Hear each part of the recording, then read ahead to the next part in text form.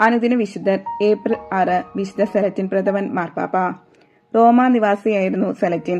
Boniface മാർപ്പാപ്പയുടെ മരണത്തിന് ശേഷം 422 സെപ്റ്റംബറിൽ അദ്ദേഹം റോമ സിംഹാസനത്തിൽ ആരോഹണം ചെയ്തു. 10 വർഷക്കാലം അദ്ദേഹം തിരുസഭയെ ഭരിച്ചു. മാർപ്പാപ്പയായ ഉടനെ വിയറ്റ്നാലെയും നർമോഡിലെയും മെത്രാന്മാരോട് അവരുടെ പല തെറ്റായ നടപടികൾ തിരുത്താൻ അദ്ദേഹം ആജ്ഞാപിച്ചു.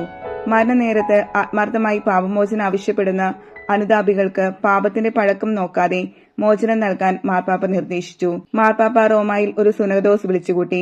നെസ്തോറിയസിന്റെ സിദ്ധാന്തങ്ങൾ പരിശോധിക്കുകയും അദ്ദേഹത്തെ മഹറോൻ ചൊല്ലുകയും ചെയ്തു. ബ്രിട്ടനിൽ സുവിശേഷം പ്രസംഗിക്കാൻ മാർപ്പാപ്പ വിശുദ്ധ പല്ലോഡിയോസിനെ അയച്ചു. വിശുദ്ധ പാട്രിക്കിനെ അയർലൻഡിലേക്ക് അയച്ചതും സെലറ്റിൻ മാർപ്പാപ്പയാണെന്ന് പറയപ്പെടുന്നു.